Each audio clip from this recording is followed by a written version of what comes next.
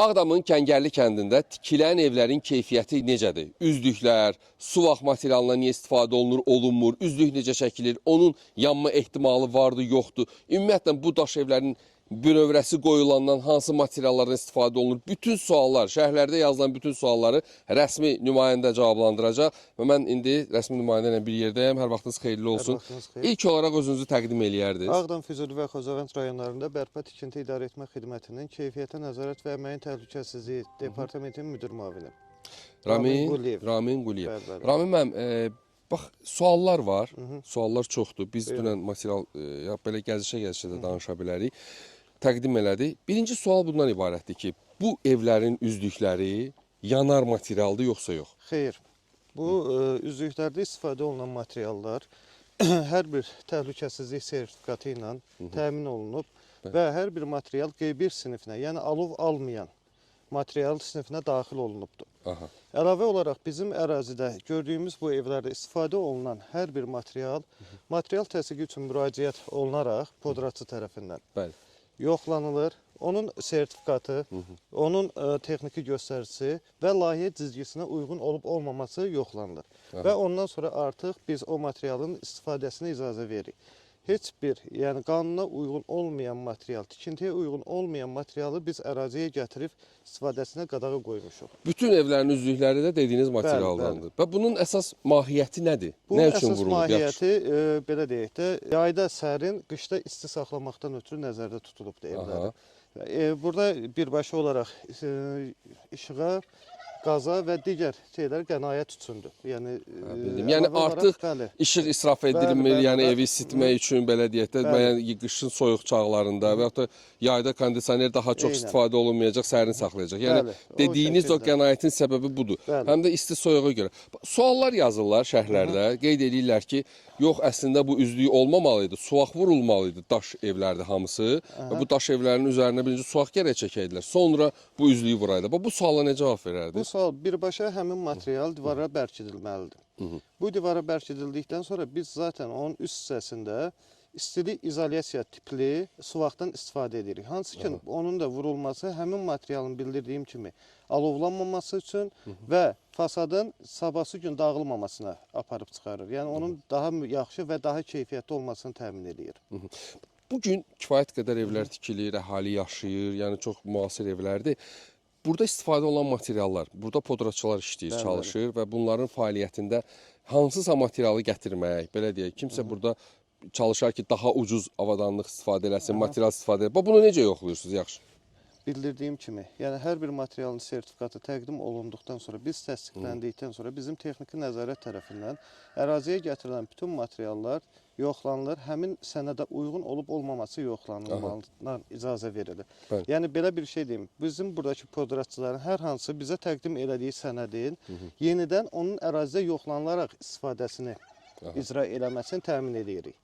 Çünki yenə deyirəm, bizim acına yanğınla danışdıq, bəyəklərim.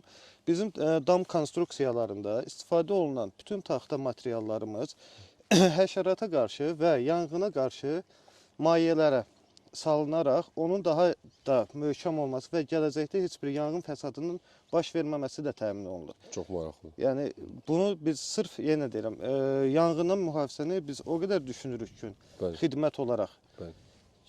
Sabahsı günlərin bu ərazilərdə hər hansı bir yanğının qarşısını almaq üçün. Ərazisinə siz özünüz dünənlərim verdiyiniz çəkdiyi materialda gördünüz ki, orada yanma nə qədər güclü olsa belə evi tam alov götürməsinin qarşısı alınıb. Bəli, mən onu qeyd elədim əslində. Həmin materialı, əgər bizim istifadə elədiyimiz hər hansı bir materialda keyfiyyətsizlik olsaydı, ev tam olaraq alışmaya gedərdi. Əlavə olaraq da, yəni həmin material oksigenlə təması olmadığı üçün heç bir yanma təhlükəsi ola bilməz. Tikinti prosesinin nəzarəti də yəqin ki, bu barədə də fikrinizi bilmək istəyərdim, gedişatla bağlı. Belə deyək də, bizdə hər bir proses yoxlama icra olunduqdan sonra ikinci prosesə keçməyə icazə verilir. Məsəl üçün, monolit beton işləri icra olunmamışdan qabaq bizim texniki nəzarət tərəfindən onun armaturu tam olaraq yoxlanılır, qəliblər yoxlanıldıqdan sonra betona icazə verilir. Hər hansı bir gözdən qaçan bir detal olduqda biz o işi avtomatik olaraq dayandırırıq. Və podraçı həmin işi tam təmin elədikdən sonra bizim texniki nəzarət və keyfiyyətə nəzarət qrupları tərəfindən icazə verilir ki, artıq ikinci mərhələyə keçə bilərsiniz. Və bu evin daxilinə və fasadına da daxil olur. Dam elementlərinin hər biri dediyim kimi yoxlanılmadan heç bir şeyə icazə verilmir podratçı tərəfindən ki, əlavə iş görülsün. Aydındır, başa düşdüm. Yəni podratçı da bu işləri ən azından 24 saat əvvəlcədən bildirir bizim əməkdaşlara ki, mən artıq bu işə, bu prosesə keçmək istəyirəm. Və bizim tərəfimizdən yoxlama olub bitdikdən sonra biz podratçıya bildiririk ki, artıq ikinci etaba keçə bilərsiniz. Aydındır. Bir neçə gün öncə baş verən hadisə ilə bağlı bir son rəy də deyəsən əldə eləmisiniz.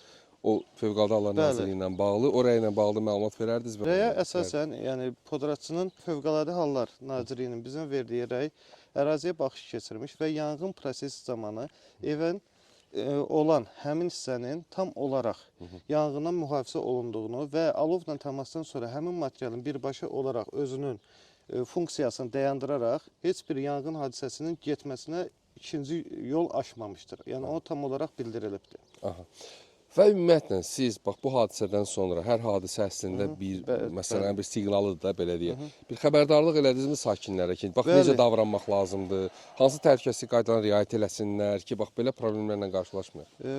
Bizim əməkdaşlar, ərazi idarə etmə şöbəsinin əməkdaşları hər bir sakinlə bu barədə görüşüb və məlumat verib ki, yanğın zamanı, yəni evlərə yaxın ərazilərdə heç bir yanğın işləri icra olmasın və əsas məsələ yenə bildirdiyim kimi bizim burada sakinlərə əsasın müraciətimiz odur ki, ev yaxınlığında və ya belə deyək də, hər hansı bir açıq alovda tam olaraq söndürülmədən nəzarətsiz qoyulub gedilməsin.